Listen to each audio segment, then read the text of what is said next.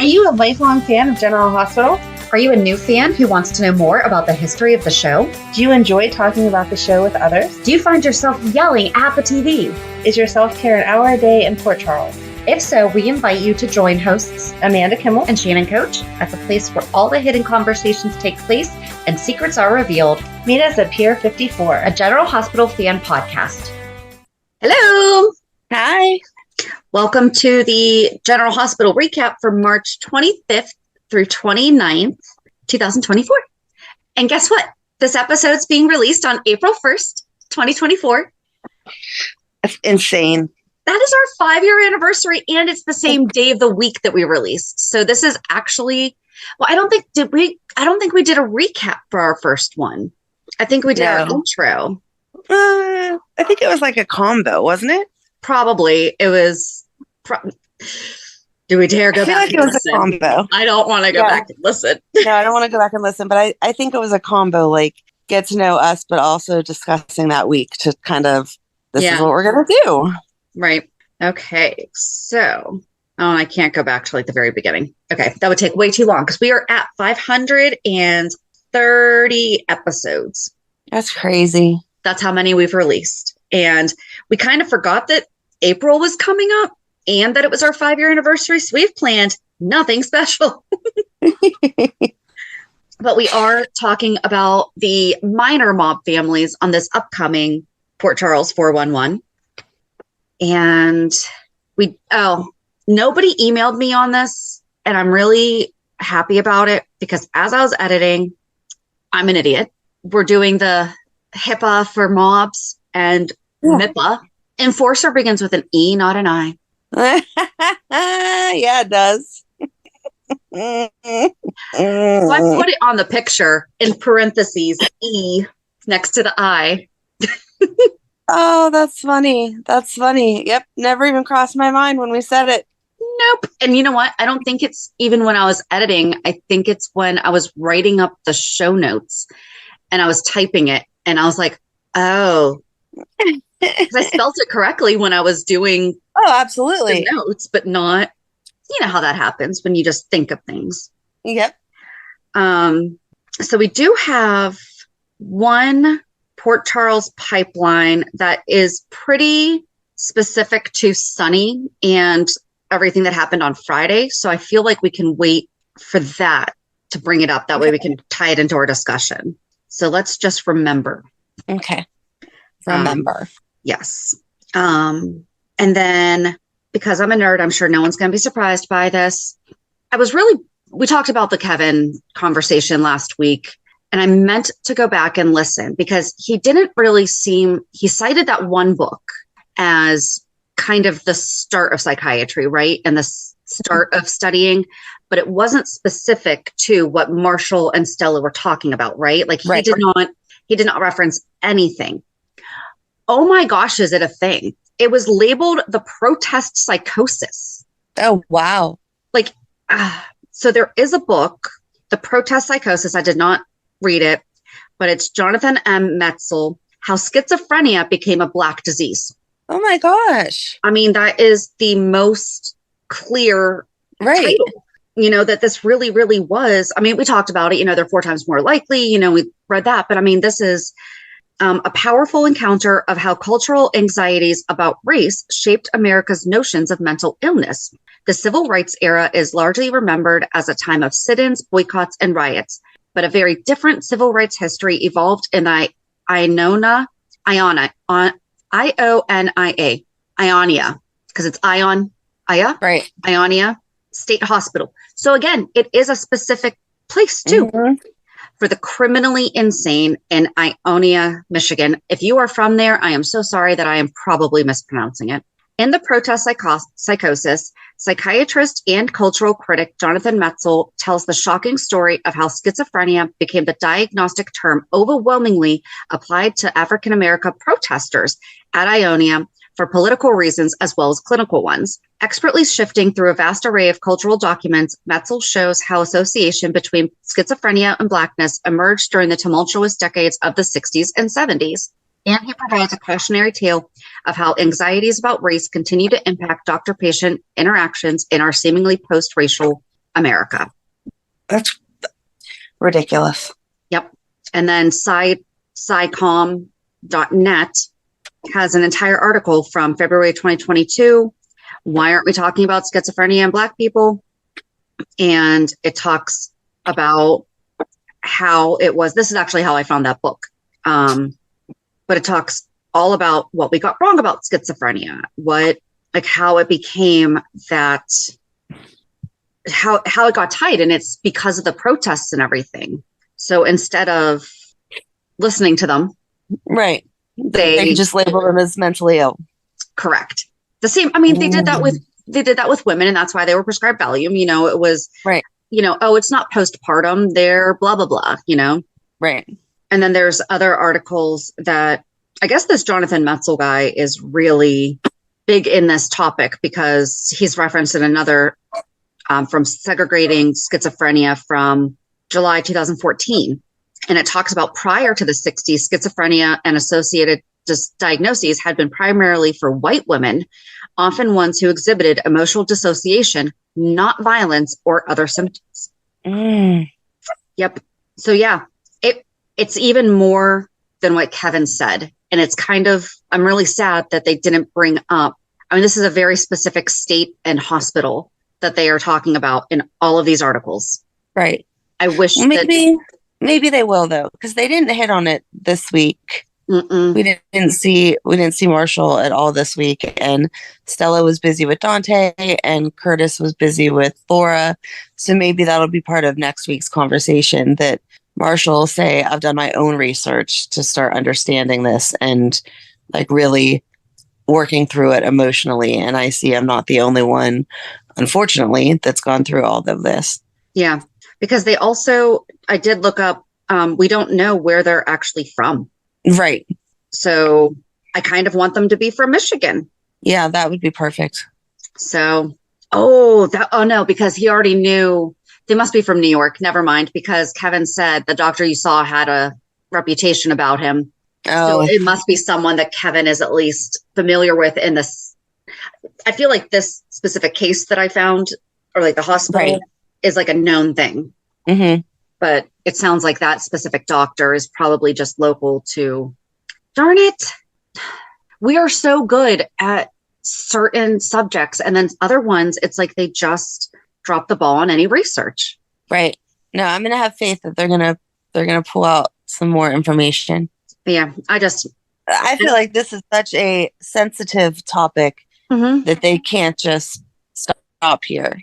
Why would you even bring it up if you were just going to stop here? Right. And I feel like that's what they were maybe trying to do with Kevin, even starting to give that history or whatever. But yes, he was talking about a fictional real doctor, or a fictional doctor. Right. There's a real case here, and it could say maybe this doctor came from Michigan.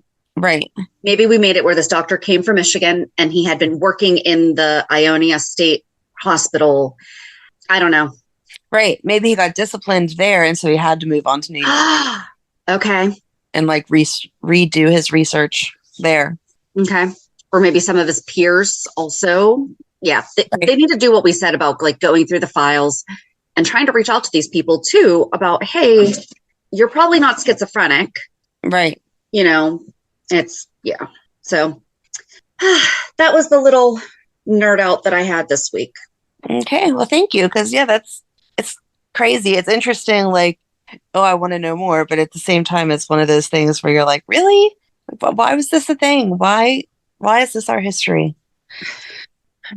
That's an excellent question. That's a whole nother podcast. Well, kind of on the same subject, though, I'll just give a tiny reality check. I was speaker for one of my meetings this week, and I talked about how there are issues with people with disabilities in housing.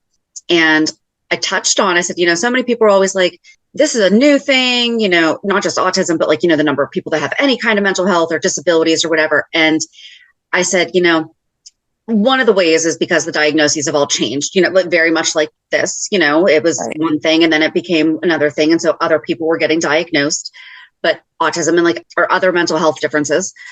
And then I said, but the truth we don't really talk about is the fact in 1907, there was the Immigration Act in which children or anybody including children, that was seen to have, and they used colorful language like being idiots, feeble-minded, physically disabled. They used other words. But like those were I can't think of the words that they used, but I just remember the idiocy and feeble-mindedness are 2 words that they used. Including children were not allowed into the country. And the ship's captains were the ones in charge. So they had to leave them at their original port or country. And if they made it here and then we found that they were not fit to be here, it was the captain's responsibility to transport them back on their dime. Oh my God. And so that was 1907. And it really didn't become actually fully phased out until the 60s. So think about that time. Like, think about the people that are having the kids now, it's all those things. And so they started doing things like, maybe we shouldn't be ripping kids away from their parents. And if they have money, maybe we should let them in. And then, oh my gosh, how do we actually know that they aren't, quote, smart if we don't do an IQ test? So they would do things like that. And they very, very slowly. And then I brought up, you don't see them in the workplace because in 1938, it was signed into law that they were allowed to be underpaid. And it's still a law. It's being, quote, revised right now, but it's still a law. They're allowed to be underpaid. And then I brought up the institutions. I'm like, and even when we did finally allow them here, parents basically kept their kids at home if they weren't the picture perfect, whatever. Right. Or institutionalize them. And I said, in Pennsylvania, we just closed our most popular institutions last year, one of which had been under investigation since 1973 for things like putting people in cages, putting 100 people in a room to sleep, tying them to their beds, not allowing them to go to the bathroom. Like 50 years it took to close that place right. down. Mm-hmm. So that's why you didn't really see them. We weren't allowed to.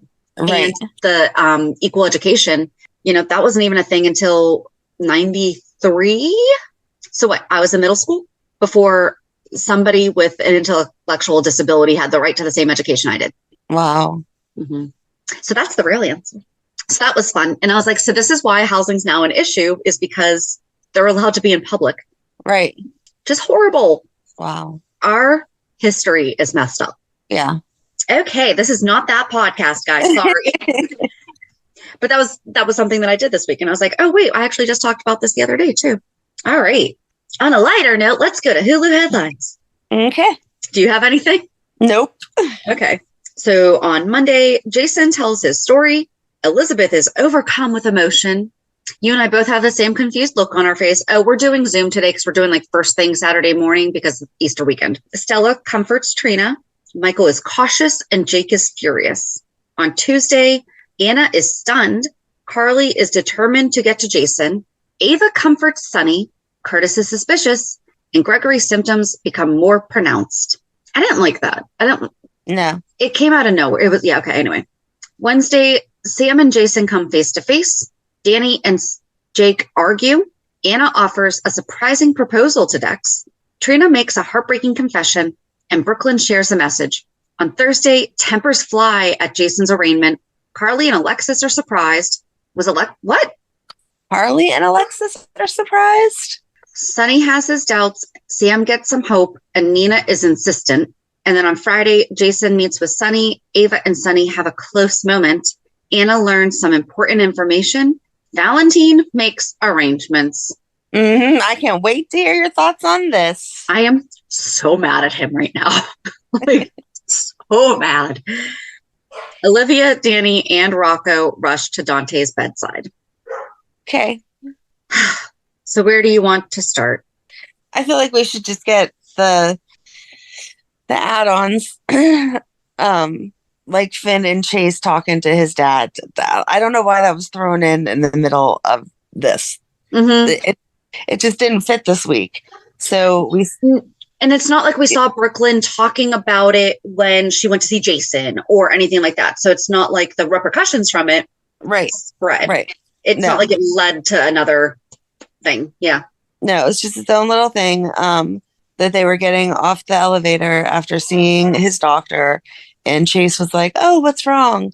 And Gregory kind of put his foot down with all of them and was like, hey, listen, I know that stuff's changing. Like, I'm the one going through it. You guys need to follow my lead and stop babying me because I want to be as independent as long as I can be. And so then he goes to get an Uber and go home by himself.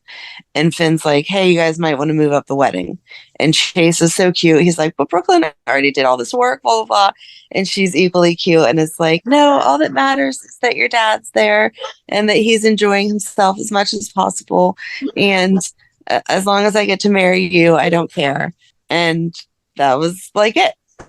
I really liked it because Brooklyn was like, yeah, all that stuff I would love to still do, but it's way more important that your dad's there. You know, she's like, we're not going to remember, you know, the little things, you know, but she's like, Right. you remember who wasn't there. Right. And I liked that she said it wasn't just about him being there. It was about him like still being able to enjoy himself. Like she wants to see him dancing with Violet, and that kind of stuff was what came across. Yes, absolutely. They are cute. And They're she's not gonna worry about wearing Lila's dress anymore.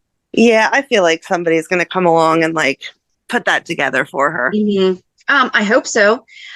You know who would be great at doing something like that would be, I don't know, maybe her godmother. Maybe. Brenda. Is Brenda going to miss her goddaughter's wedding? I don't feel like she should, but no. Who knows? And where Brenda was close with Lila, she could definitely shape that dress to be Brook Lynn Lila. Right. And she's like into all the fashion and stuff. So right. I'm sure she has a seamstress on hand. She could fly in with her and they could get that thing together in just a matter of hours. Yep. And then Curtis and Laura, I felt like was kind of misplaced also. Like Laura's looking for some comfort because she's worried about Heather. She feels weird that she's worried about Heather, but we never hear anything else about Heather. Like we don't know if she made it through surgery fine or what's going on. Right. I don't know, but it occurred to Curtis that Jason may have shot him intentionally. Right. Like, is that what I was led to believe? Yeah. Okay. Because Sonny ordered it. Right. Why would Sonny want to order? No. I don't know. It's like they all lost their minds this week with their ideas. Like, I don't know what Curtis is thinking, but no, Sonny didn't order a hit on you. Like, no. Why would he? And we'll get into all the Sonny conversation about Jason and all that in a minute, but all of his ideas were also irrational. And I was like, what? Where are you guys? Did we all forget the past? Like, what are we doing? Well, okay. Are we okay with a transition using that? Sure. Well, Jason doesn't remember the past as Jason Quartermain, but John Cates sure as heck does and manipulated it. Oh my gosh. The very first thing I wrote down when it was before they even brought up, when Anna brought up, you guys fell for the same girl or something. I wrote down, I was like, Jason Morgan has no memory of Jagger or John Cates. Nope. And I don't know why I wrote that down. Like I wrote down earlier in the week when he went to go see him at the PCPD, there was something that was said that I was like, wait a second, you don't know him. Like you don't know him. And then, so John Cates went and questioned him and was like, why did you shoot the sniper? You know, things like that. Yeah. And then Anna was talking to John about high school, right? Mm-hmm. Oh, no. Anna went and talked to Jason and straight up asked him, did you shoot Dante? And he's like, no. He's like, okay. She's like, okay, I believe you. You know, I know that you wouldn't lie to me about that. And Robin's going to be relieved. And then she said something about, well, I'm surprised that you're working for him. I heard that you guys like went after the same girl in high school. And Jason's like, what are you talking about? I don't remember this. And exactly. Did everyone forget that I'm now Jason Morgan because I had that accident that erased all my memories of Jason Quartermain? Well, she was probably thinking that John introduced himself as who he is. You know, that I think she was thinking John wouldn't have withheld that from him, but obviously did because he was like, yeah, John Cates, you know, whatever. And she's like, yeah, his name used to be Jagger. And that's when Jason realized, oh, that's Stone's brother. Oh my gosh, he knows who I am. He definitely 100% manipulated this, again, without telling me that he knew who I was. Right. Because Jagger also doesn't know Jason Morgan. So he didn't know, but then he was telling Carly or Anna that Jason Quartermain I know wouldn't have turned into a killer. Yes, Jagger, or John, because he was in an accident. Right. Right. It wasn't the Jason Quartermain that you knew because he had a brain injury. Right. But just the fact that Jason didn't know that John and Jagger were the same person. He's been working for him since November 2021. And then I like that Anna had already caught on that something was up, though, because she was like, it doesn't make any sense that you would sit in here and talk to John for an hour with no counsel. But then when I start asking you questions, you're like, oh, I want my attorney. What's going on? Right. And then once they put the pieces together about John being scum, then he was like, wait. I have a whole story to tell you because, this is not okay going on. And then he started talking about Britt, and that's when Anna realized nobody had told him yet, and she told him. That was sad. That was sad. I did like that he was like, okay, so did they catch the person? She's like, yep. And he's like, okay, cool. One less person I have to kill. And then he started into how he's been working for Pikeman. He told John that he was assigned to kill Sonny, and John still had him go. And that's when Anna lost it. She's like, wait a second. He and I went to the warehouse, and he knew we were going to be shot at. And Jason's like, yeah, that's what happened. But he couldn't allow Sonny to be shot, to be killed. Right. And then Sam went to visit him. Carly went to visit him, and she wasn't allowed in. But Sam went to visit him, and she was allowed in. I'm not quite sure why, but okay. And then she goes on and on about, well, first I need to ask you, did you shoot him? And he's like, no.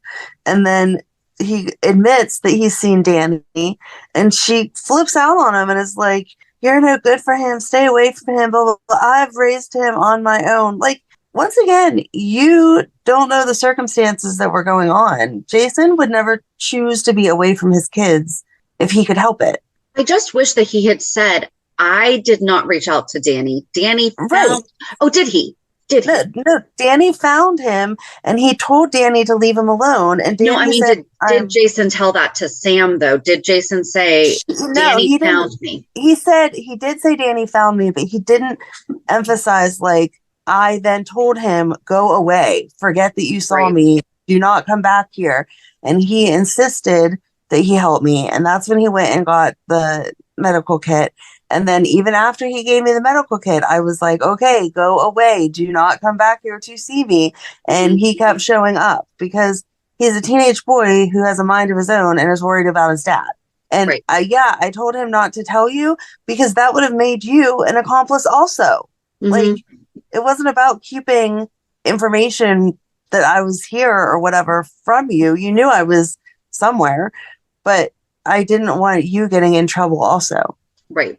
Or being put in the position of telling our son that now that he told you that he knows where I am, that you're going to go turn me in, because he would never forgive you for that. And I think the answer to why Carly wasn't allowed in, but Sam went when no one else was with him. Carly wanted to go when Anna was in there with him. Oh, okay. I wasn't sure what the reason was.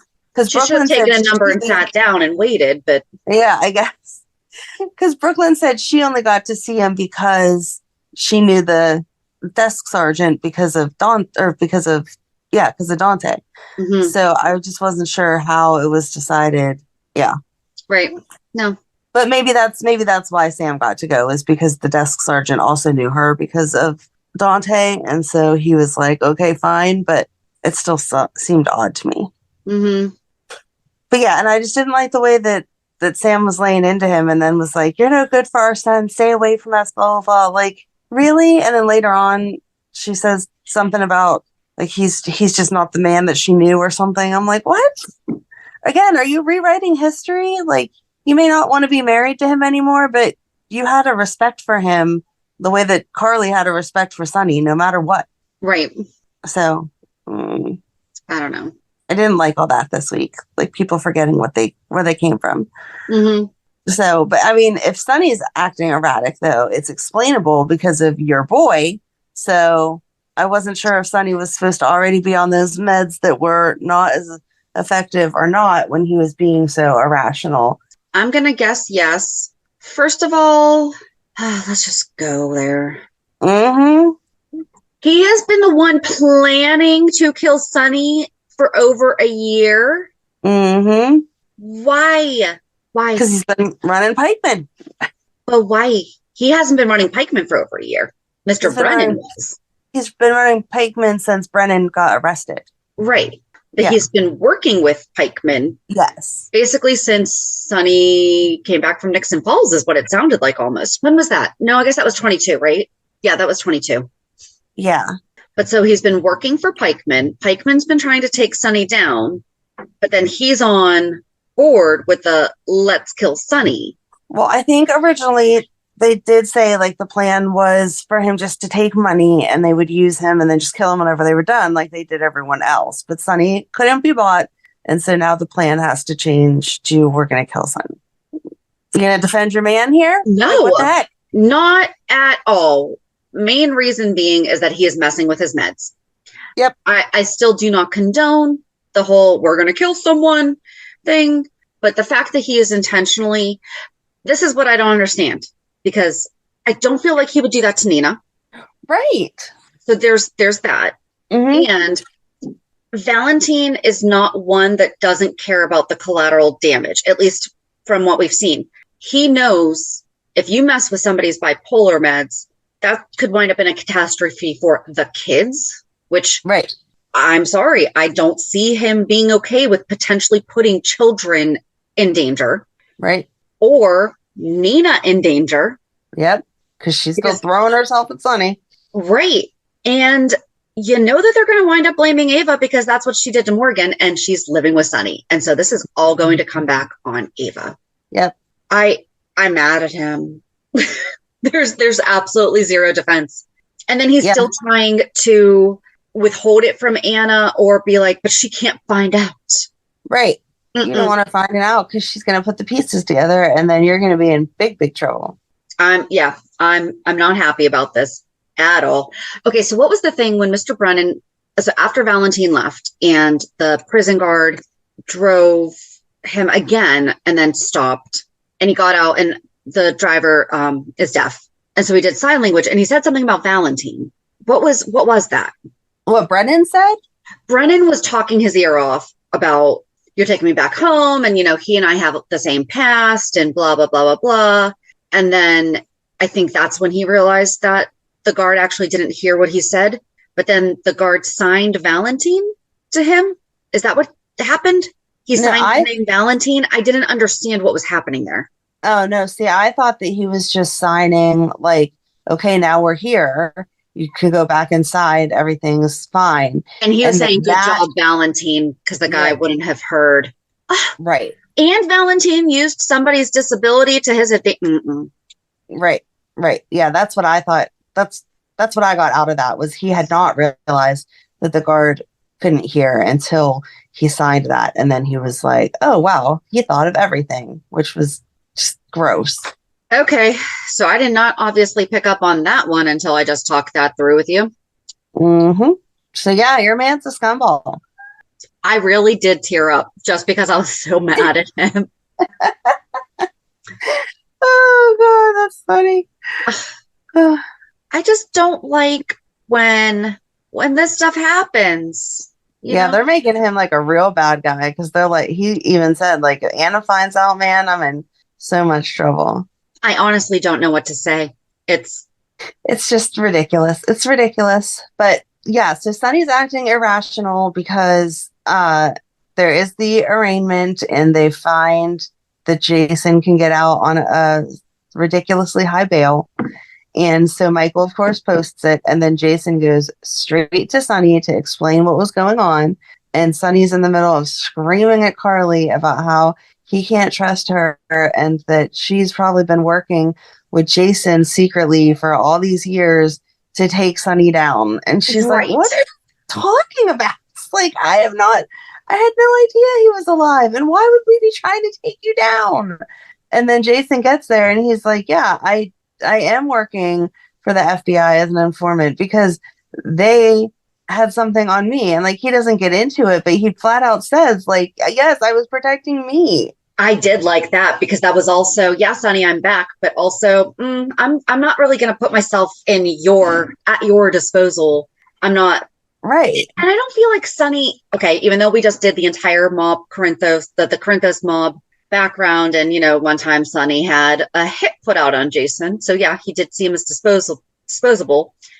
I don't know. It was so if you just came from the hospital and to see your son, from seeing your son who's been in a coma for a week and a half, and you thought your former best friend shot them, and that best friend was now back in town, and you had a bodyguard. Don't you think the bodyguard would be under orders to not let that person in? Right. And the bodyguard's like, to hey, give Jason, him a nice big hug and say, yeah, welcome back. Special handshake, buddy. Yeah. Right. That was weird. Yep. The whole thing was just ridiculous. And then Ava, I was so disappointed with her too. Like, I know she's a woman that wants to get what she wants, but she saw the text message and didn't immediately tell Sonny and then claimed it as her own. Like, I called the hospital. This is what they told me. Oh no, you can't go visit him yet. Blah, blah, blah. Like, you don't think Olivia or somebody is going to be like, I text you the second that it happened. Right. 100%. And Sam would have called him instantly. Like, there was enough time for Olivia and them to get to the hospital and no one had said anything to Sonny yet. Like, that's no. Right. Just no. We're kind of going out of order backwards-ish. Sorry. No. Because then I was looking and it was, remember when John went to apologize to Carly, and then that's when he said the thing about Jason Quartermain I knew wouldn't have done that. And, Jason Morgan's a different person and blah. She's like, yeah, Jagger. Right. Yes. That was so good. I loved it. Yes. That was beautiful. I forget exactly what the entire conversation was, but that was the general.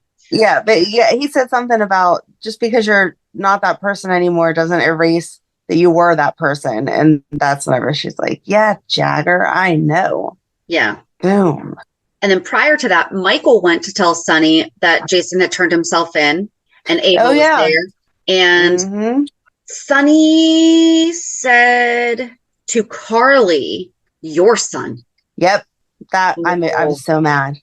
So with everything else, yes, he could be mad and angry, and people say things to someone when they're mad and angry, whatever, especially when they're lovers or ex-lovers, whatever. But he's not one to bring the kids into it. Nope. Even the adult children. But he has not been taking his meds properly. His meds have already been messed with. I would say that is probably the indicator. Right. Because no matter how much he's angry at Michael, he wouldn't disown him like that. He may not talk to him again, but he would not disown him. Right. So he'll call him Judas left and right, but he will not. Exactly. Jesus still loved Judas. Right. Judas just did him dirty. The Bible, according to Shannon. Listen, I keep it simple sometimes, okay? He just did him dirty. Okay. It's the best way to explain it sometimes is just. Oh, funny. Anyway. But then Ava and Sonny almost kissed. And then the next night they did. Yeah. I just don't like if she wouldn't have touched his phone, I would have been totally fine with it. But once she touched his phone and then lied like she called the hospital, no. Right. No. Oh, and then earlier he was talking about how Sonny was saying something about, I guess he was saying stuff about like how he regrets his line of work now because that's why Dante got shot. And I said, you literally shot him one time. Right. And like 5 minutes later, he tells Ava, well, when I shot him. Yep. Or how about the fact that Michael got shot? Like, that was because of your business also. Right. And the kid's getting kidnapped. Like, this Dante being shot is the one that you're really regretting. But all that other stuff's just like, oh, it happened. And yes, Dante was shot because, quote unquote, but he was also shot because of his line of work. Right. So that could happen to him no matter. Michael being shot as a child was 100,000% strictly because of Sonny. Yeah. Yep. So Holly's email is, I have problems with Sonny. Don't we all, girlfriend? Sonny should just be as certain that Jason didn't shoot Dante as Carly and Michael are. Kristina should have at least as many doubts as Molly does. Oh, wait a second. Okay, so let's touch on that before we get into all of this. What? Right. Molly's like, I'm going to have a hard time prosecuting this. I don't know what to do. And Christina's like, what do you mean? He's definitely guilty. And my dad said so. Like, what? You can't think on your own. You had your own relationship with Jason outside of your dad. He freaking saved you from a cult. Like, what? Well, and that's what everyone kept telling her. And she's like, no, it doesn't matter. My dad said he's guilty. And then she even asked Molly, wait a second, isn't you prosecuting him a little bit of a conflict of interest there? He's not, she's like, someone you're so close with. He's her ex-brother-in-law. Right. Like, that's beyond close. That's, yes. And and Robert thought that was a good idea because he didn't want Robin to be mad at him. Right. What, like, and Anna's like, it's okay. I understand. It's okay. No, it's not okay. Do your job. Right. Give another ADA. ADAs are multiple, right? I would think so. I think it's the district attorney and then there's multiple ADAs. I believe so. And even if there isn't, I feel like that's a case where you can call one in from another town or whatever and be like, right. Hey, this is a conflict of interest. I need your help. Yep. But then, so Kristina says that to Molly, but then when she's fighting with Jocelyn, and Jocelyn says, how is that possible? Isn't that a conflict? She's like, what? You don't trust my sister's ability to do her job? It's like, you literally just said the same thing to your sister 5 seconds ago. Yep. And then she tells Joss the exact opposite of what Molly says. She tells her, Molly says there's all this evidence. And Molly says, how do you have this evidence? Because the police don't. Right. You know, I was on Molly's side for most of this until she started with her little quips. I will say I laughed so much when she said Mr. Morgan's rap sheet is is longer than a CVS receipt. But that right there, it's like, oh, honey, you just lost you need to not say things like that. You say it to your friends. Right. And Diane. Diane saying something like that, though, too. So never mind. I will take that back. Maybe she was just trying to be on par with Diane. Yeah, but you're never going to be on par with Diane. And that's what Diane kept saying in her own way. Like, stop bringing up all the rest of his crimes. We're here about this one. And I love the way she twisted it and was like, I'm sorry, you're talking about all of the acquittals and not guilties that Mr. Morgan's gone through before? Yes, I am aware of those cases where he was not found to have done anything wrong. Right. And then, all right, so maybe with that, then we can go back to finishing. I did like Liz basically coming around the corner and telling Kristina and Joss, you need to stop this. Right. You're going to get Joss went in to find Carly. Yeah. You don't need to be doing this right now. The court will have its hearing and that's what will happen. Mm-hmm. So to continue Holly's email, 2 things. 1, everyone keeps going around, but where's he been? Including Sonny and Drew, as if there's no possible explanation. Sonny was in Nixon effing Falls for like a year. Drew was missing and presumed dead for a couple of years. They of all people should be the tiniest bit curious as to Jason's explanation instead of acting like there's no possible explanation. Yep. And 2, as much as I'm enjoying the red hot chemistry with Ava and Sonny, which was good up until the phone, I can only hope Sonny knows something and is playing her while she's also playing him, because again, he should know Jason wouldn't do this and Sonny would never trust Ava. Right. But I do feel like his thoughts had just changed. You know, he's grown to trust her. Yeah, but she's definitely helping the situation along by making little side comments of, I'm sorry you don't have anyone else that you can trust. I'm sorry that your best friend abandoned you. I'm sorry that your ex-wife didn't turn out to be who you thought she was. And Sonny even said, how did I ever love her? And I'm like, what? I know, that was another one. I'm sorry. It's ridiculous. Yeah, that was another one. Ridiculous. And then Joss is working earlier. Like, it was the very first scene, I think, was Joss working at Kelly's. Trina came in and she's like, we haven't really spoken since Dex and I broke up. Are you okay? Like, her breakup with Dex, I thought Trina was going to say, because when she said something about, I just don't want to talk about it, because I thought she was basically going to tell Joss, you knew all those things about this guy and you're surprised and you broke up with him and my boyfriend just died. So yeah, right. I'm sorry. I'm just not in the mental space and capacity of being able to listen to you whine about something you've known for a year. Mm-hmm. But instead, she turned it to, did it ever occur to you that Jason could have been responsible for shooting Curtis? Yep. And definitely misguided idea, but I liked that she had reason to be like, you're going on about a boyfriend that you broke up with. I kind of have more stuff to deal with here. Right. But then Trina goes and supports her at the trial. Yes.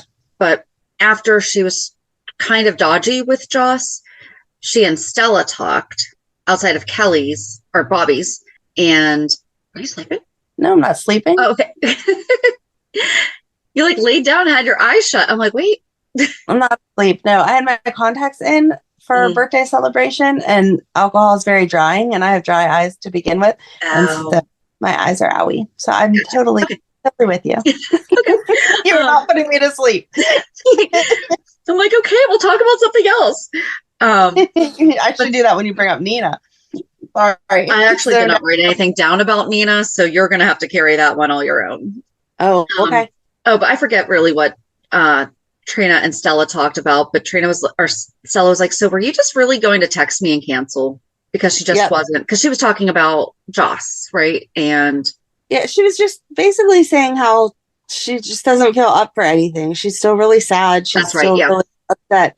And Stella was like, yeah, and those are normal feelings. Like, there's not a timeline here, but you should also try a little bit to not be quite so sheltered, because if you let yourself, you can sit in this depressive mode for way too long, and your friends are here for you. So, you don't have to do anything you don't want to do, but try not to cancel all your plans all the time.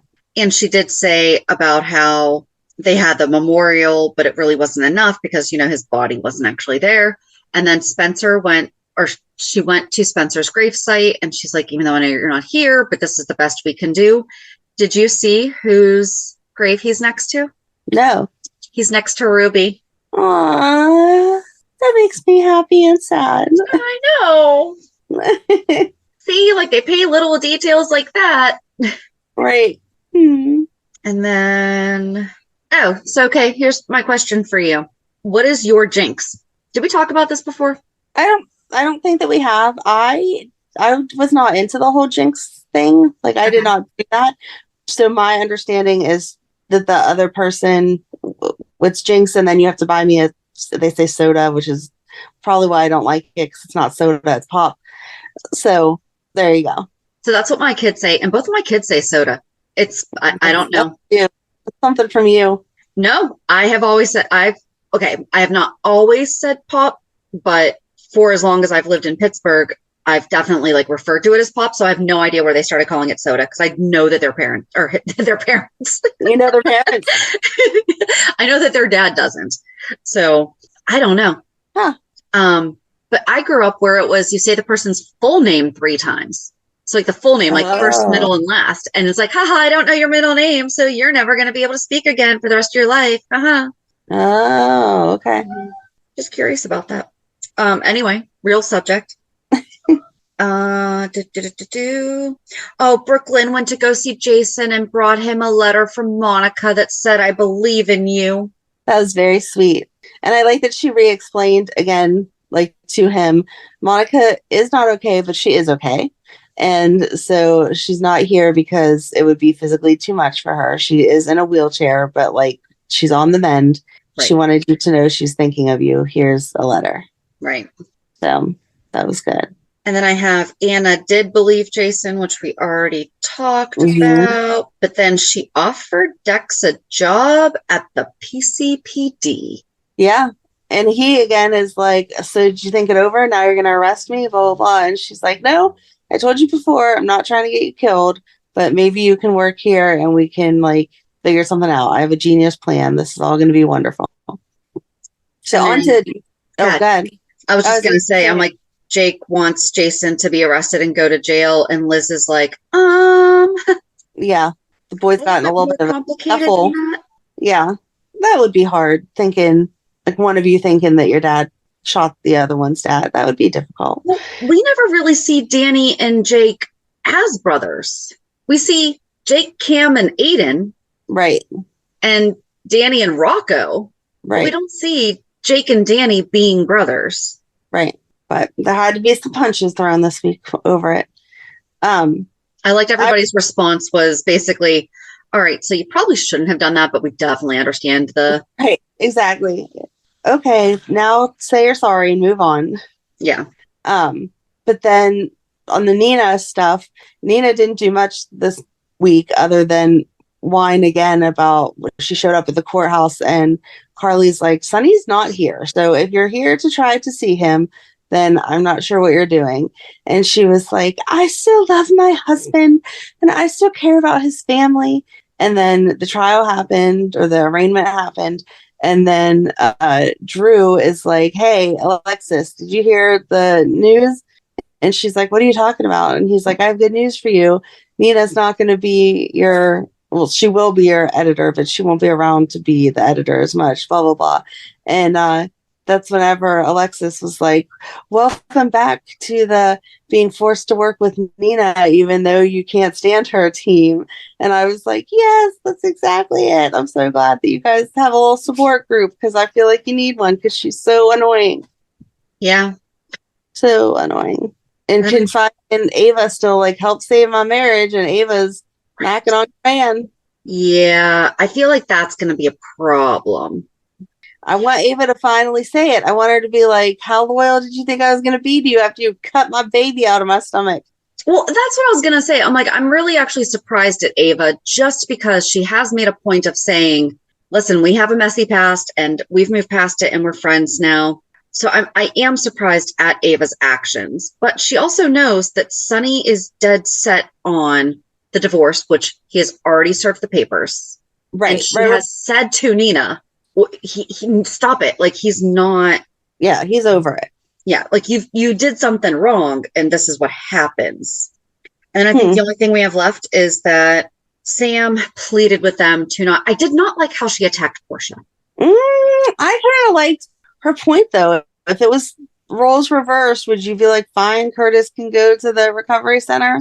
Right. I don't think it was the way that she said it. It wasn't the, okay, but if this was Curtis, would you let them? She was like, well, I'm sure if this was Curtis, you wouldn't have a problem with it. First of all, when she told them, Portia didn't know that that was even the plan. And then like, it's like Sam was telling her this is the plan. And she was like, oh, well, they must have a good reason, and it was just, she was kind of saying, let me look into it. She wasn't saying, well, that's what they said. So yes, absolutely. She was like, well, they're better equipped with blah, blah, blah, blah, blah. If Sam had just come out and said at the first thing, which was, listen, so Lulu's in a facility, and if Dante goes to a facility, Rocco's going to lose it. Yes. And Portia would have absolutely understood that from go. It didn't need all the extra drama. Right. But then Sam was reading a book to Dante. I could not find what book it was. I Googled the exact sentence that she said. Not a clue. The only thing that came up was a lot of Bible verses, which it was not. So I don't know. Do you know what book it was? I do not. Okay. No. But then he woke up, and I'm kind of mad about the fact that he is Dante. I'm sorry. I know. I wanted us to be right and him to reference something from his childhood or his adolescence that we could be like, that's what Cody has done. Mm-hmm. I mean, maybe it will. Have Sam and Stella really never met? I think they met. I think they've only met in passing. It was more like a let's start over than a let's introduce ourselves. Okay. I was confused by that for a second. So yeah, that's what I think, because I'm sure they've been around each other. Like she said, Curtis is one of her best friends. Right. So, but I just like Stella. I mean, we've always liked Stella. She does such a good job of reassuring people and being there for them. And she's like, I'm not saying that this, like, you shouldn't have feelings about this. I'm saying try to look at the other side. It's not just a place where people go to die. Like, he'd get the best care. But then he woke up and he was like, yeah, by the way, it wasn't Jason. And in fact, Jason saved my life. Thank goodness. Mm-hmm. So thankful for that. I just wonder how much trouble he's going to be in with the FBI, though. Like, do you just get to quit working for the FBI? Like, then, I'm going to guess no. like, no one's looking for him. It's kind of odd. Well, Valentine's going to be soon. Mm-hmm. Yeah, again, your man, disappointing. Well, and this is the other thing, is that so Valentine knew Jason was alive. No, he didn't. He only knew the name. And Right. he said that was okay. So he did not know that Jason's been alive. Okay. No. But still, he knew that he was gunning for Sonny as Nina had just married him. Mm-hmm. While he's madly in love with Anna. So it's not like, this is why I'm confused. It's not like Sonny stole Nina from him. He divorced Nina. Right. Yeah, he's been over Nina for years. Right. So why? And Valentine has moved past being that type of Cassadine, we thought. Maybe once a bad Cassadine, always a bad Cassadine. I don't know, but I'm mad. I'm mad at him. We're not talking right now. So I'm glad you put your foot down. I did. He's mad. He's upset about it, but he'll learn. Mm-hmm, I'm sure. He will. Tough love. Mm-hmm. I think that's it, though. I think so too. It was pretty centered on Dante and everybody. It really was. It was very focused on Dante and Jason and Sonny. Yeah. Oh, I did like when Carly brought him to Bobby's and he's like, oh, that's a nice touch. And then they had a little toast to Bobby. Yes. And he said, I'm sorry that I couldn't be here with you when you needed me. Yes. And she even gave the shout out to Liz and was like, Liz painted that sign. Mm-hmm. So, and then they remembered that there was rooms upstairs. Do you think I'm psychic? Is that why I had that painted? Hey, oh yeah, I have multiple rooms upstairs. Yeah. No. All right. Reality check. So what's your reality check?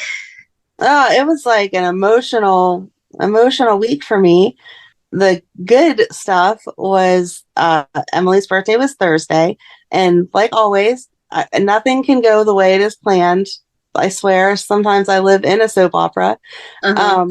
Thursday night, we decide we're going to go to Dave & Buster's because we want something. She doesn't want to get like super drunk. She just wants to have a drink or two, but she wants to be like out, but she wants like the family around and whatever.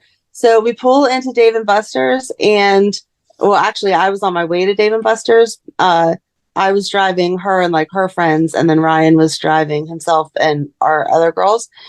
So they beat us there, and Megan calls me as I'm like 5 minutes from there, and she's like, yeah, so they're not open. And I'm like, Megan, that's not funny. Like, we're 5 minutes away and it's Dave & Buster's on a Thursday night. Like, they're definitely open. And she's like, no, somebody bought out the whole place. And I'm like, that's not funny. They rented out the place. Right. I thought you were just saying that they got bought out. Oh, no. Sorry. somebody like rented out the place for the night. And I'm like, no, they would have had that posted, like private parties. They mentioned that or whatever. And so I'm literally 5 minutes. So I just go there to figure out what the next step is. And so we get there and Ryan's like, yeah, I walked up to the door and the guy was like, I'm sorry, ma'am, we're not letting anybody else in. Like 5 minutes ago, somebody came in and bought the place for the night, blah, blah, blah. And I'm like, what are the chances? Like, who does that? And what are the chances? So first of all, who was it? Secondly, I feel like that's not fair if it wasn't done at least 24 hours in advance. What if you had already been there? Were they going to kick you out? I think they let the people who were currently in there stay. Okay. But they were not letting anyone new in. And to compensate you, they gave you a coupon for buy a $20 card, get $20 free. But I was still like, no, this was like her 21st. And then I felt bad that we weren't there just 10 minutes earlier because maybe it was somebody like with big money and they had bought her a couple rounds and it would have been like a great party or something. But like, what are the chances of that? Seriously, I told her you should go play the lottery because that does not happen to normal people that they have these birthday plans. So we ended up at the local bar, Carl's, which has yummy food and their drinks are way cheaper. And yes, they are. That used to be my place. Oh, I love Carl's. And their even though they're a bar, they have a restaurant part, so you can take the kids. And teasing Madeline because they have like one of those tall like Jengas with the larger pieces that you can play, and they have like another game that you have to get your chip onto the other side. But then they also have the drinking game where you have to get the hook onto the other hook, and then you like move the shot back and forth. The circle, it's like the circle's on a string, and then there's a hook on the base, so you have to like throw it and hook it right. Okay. And then there's like a shot glass in the middle, and you move it over one every time you get it on the hook. It's normally a 2-person game, and then you move it over one every time you get it on the hook, and whoever gets it, and once you get to the end, you have to swing it one more time on the hook to say, yeah, you have to drink this, and then whoever beat you, the other person has to drink the shot. Okay. See, they didn't have that when I used to go there because I just realized that was when I worked at Damon's. That's where I went after work. Well, so that was 20 years ago. Yes, we'll have to make a night of going there again. But just for everyone that is concerned of why my 11-year-old knows how a drinking game works, apparently it's on TikTok because she picked it up and was like, this is how you do this. And I made the joke, like, how do you know how to do this? And she was like, oh, it's on TikTok. So we do not own the game. She is not playing drinking games. But also, why is she looking up drinking games on TikTok? Madeline, what you doing? I'm not. It's just on the For You page. Just on the For You page. So we'll have to look at what you're looking at there. But anyway, we had a very nice time at Carl's. And so last night we ended up going to Dave & Buster's. It was Megan's birthday.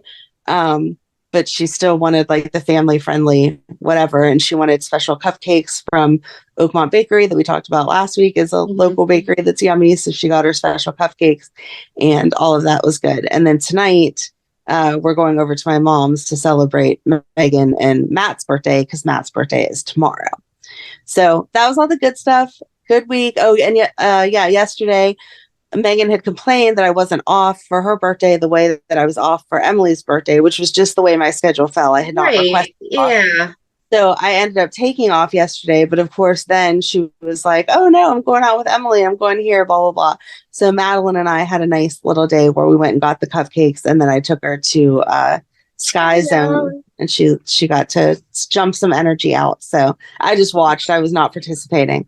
But the bad part of the week was I went on Tuesday to have my car looked at because I had said somebody rear-ended me a couple weeks ago, blah, blah, blah. I'm thinking, no big deal. They're going to be like, yeah, you need a new bumper, whatever. The guy comes out, takes one look at my car and is like, yeah, you should not be driving that. The frame is bent and most likely your car is totaled. So I went back the next day because he said your car when I did 2018. Yes. Oh, yeah. So, and it's almost paid off because I think I took my loan for a year longer than you took yours. So it's almost paid off.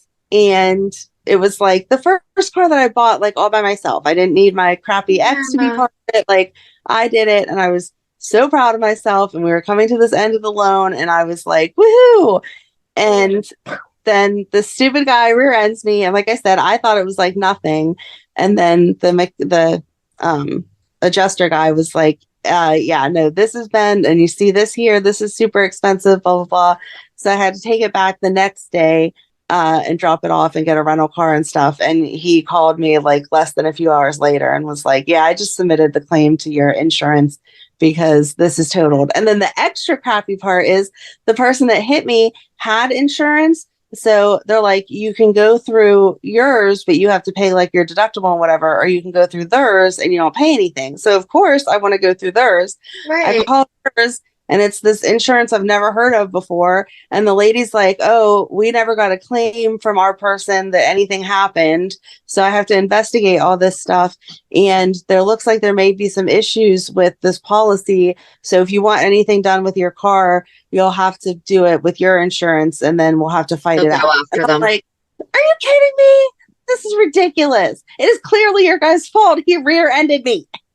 Okay, not to put a damper on this, but when was it? 2020, 2021? What year was my Avenger totaled? I forget. But, oh no, it was 2019 because it was the day I went and got my real estate license. My real estate license. Okay. My son was taking my daughter to her social group that night because I was going to be a witness for somebody's divorce. And so he's like, no problem. I'll just take her. It was the first time he was taking her. You know, they were all excited or my daughter was more excited. He was more nervous. And then they wound up getting hit and totaled the car. So then my husband gave him because we had no car payments at the time. Well, no, we had my Mazda, which I actually paid off a few years ago. Yeah. But that was used. My Avenger was the first car I ever bought completely by myself. It was brand new, like all the same things. So, I mean, I had it for how long? It was 2008. So 11 years. Yeah.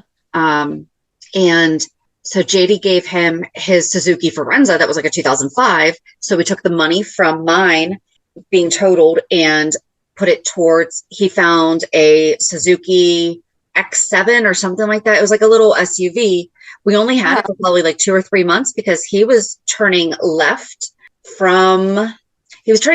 onto Verona Road, and someone without a license ran a red light and hit him. And they wound up saying that it was JD's fault.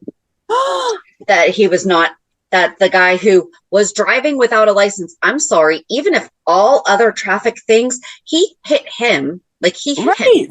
And yeah, so that's why we only had that. And we only had it for like 2 months. That's because awful. it was a used car. I mean, we got it for like $3,000, but still, he loved it. And then, oh, I'm so sorry to hear that. I'm just so mad. What? And another bad part of our week is that Ollie hasn't been back for a month now. Yeah. It's been almost a month. Yeah, Oliver the cat is still missing. Has it really already been a month? It has. It's been a month. So. Oh, but yeah, because it was March 1st. So it'll be on Monday. But the good news is the other cat, the not Oliver cat, he went and got fixed this week, and they tested him for leukemia and all that, and he is a healthy, good cat. So we don't have to worry about getting anyone else sick. And he likes to sleep with me. And he likes to sleep. Madeline joined us in case no one caught on. She's not been here the whole time. She woke up just for reality check and was like, here, let me give my input. So, but no, anyway. I actually just woke up and I heard you guys. So I came in. Alrighty. All right. Zip your lip. She just woke up. Shannon's turn. So on Monday, my daughter and I went to it's called the Hiram G. Andrews Center. And basically it is kind of like a tech school, but it's one that she could actually live at. And she liked it. And the way that they have their programs is, so she's still going to finish her 24-25 school year at her current school, but that's the last option. Like that's the longest that she can go. She can't go after that. Yeah. So they have where they'll kind of test them, but let's say she's not actually ready socially or academically to be accepted into one of the programs. They kind of have like prep courses that they take. It's year round. It's 4-month terms. They have a week off in August, a week off in April, or whenever Easter falls, and then 2 weeks in Christmas, like in December. And she would live there, but I feel like where she would go would be the first program where it's 3 different levels, and each level is a term, which is the 4 months. And the first one would start off as, it's more teaching them like the more life skills for being independent and getting ready for those courses. And even if they go and do those courses, doesn't mean that they have to go and get a certificate or diploma. So, oh, nice. So it's like she could just go there and get the life skills too. And then she doesn't have to, she can, but they don't have any programs of interest right now. She really wants to learn jewelry making, and they do have a welding class. And I'm like, you could use that for jewelry. Yes. But, they do have a 2-week trial that you can do at any time. So I think we're going to and she wants to try it, and we're going to try to do that in the fall. So that way, because there's no way we're going to get it up and done before school gets out. And then I said something about summer, and she goes, you're not ruining my summer. She didn't mean it like that, but she was just like, Right. no, we're not. No. I said, no. I said, that's fine because that's where I am too is no, we're not doing it. We'll wait until the fall. That way it just feels different, then. So she's going to do that. And I'm working on getting more information about it just because, there are certain things that we need to know. Yeah. So, but it sounds like there's at least that option. And then on Wednesday, I had a closing and it was without a fail, every single real estate transaction winds up having something. Even it could go smooth as anything until the last 2 days. And that's what happened here. And it kind of just got like a little wonky Monday and Tuesday. And then Wednesday, the seller calls me, well, the house had been vacant for a while. And they just did work on the plumbing last week to pass like a municipal requirement.